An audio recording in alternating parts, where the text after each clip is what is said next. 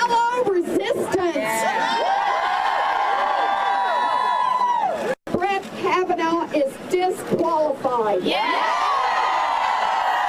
This is about hijacking our democracy. Let's be clear about this. I am angry. I own it. Stay focused. Stay focused.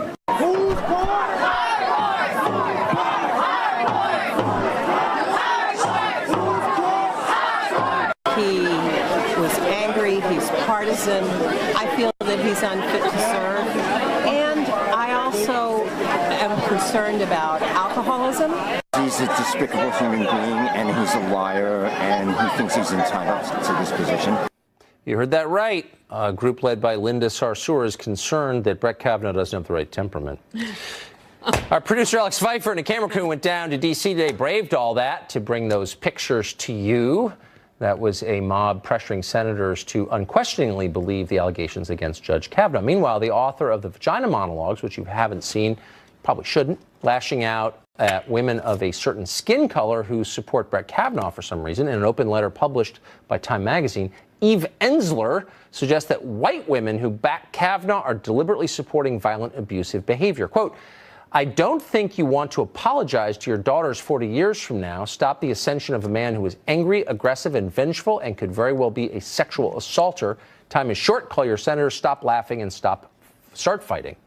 Tammy Bruce is a radio show host, president of Independent Women's Voice. She's been watching all of this very carefully. She joins us tonight. Tammy, what's your assessment?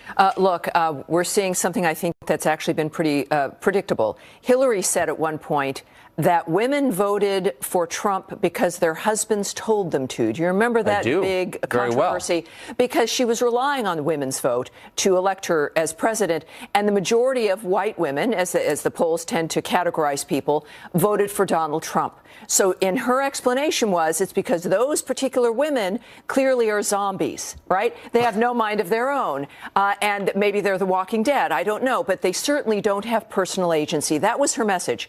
And I contend with all of this, and I know you've been covering the issue about why has race been interjected into this.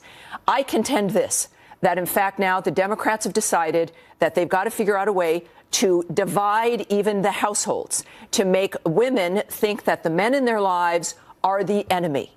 And so whether it is your husband or your son or your brother or your dad, that in fact men, white men in particular, because the white women's vote was the issue, are people you cannot trust. Now, of course, that's... I gotta say, that's a high cost. Convincing people their loved ones are their enemies? I mean, and of course it will fail. I mean, this is clearly a deluded framework. They will not be successful, but it tells you the nature of who we're dealing with here. And it's also desperation. So it explains both of those approaches. And I think that what we're also seeing, of course, with the polls now, that the enthusiasm, of course, is soaring amongst the GOP.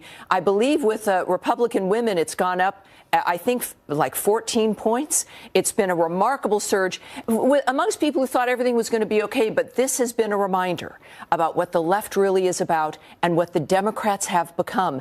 And frankly, look, when it comes to women who've been sexually assaulted, women either have had an experience or know someone who has. We all understand that. And this kind of patronizing, like from Eve Ensler, telling women about what they should do. We know what our lives have been. We know what we require. And we require a justice system that is fair. And we require due process. We do want to be taken seriously. But the only way we will be taken seriously is if the system can be trusted. And how dare they lecture every other woman, whether you be a liberal or not. And let me tell you also, it's you, with the polls with the liberals, liberal women, just like during the presidential race, there is such anger and rage on the left.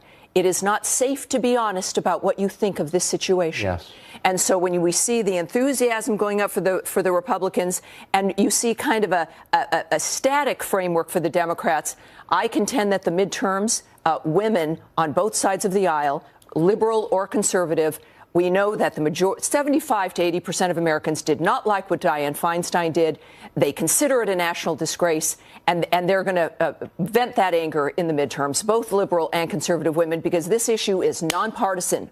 And they're going to find out what that means in November. It certainly shouldn't be partisan. It Tammy, should not thank be. you. You always take it a level beneath what's obvious, and Thank I appreciate you. that. Appreciate the opportunity.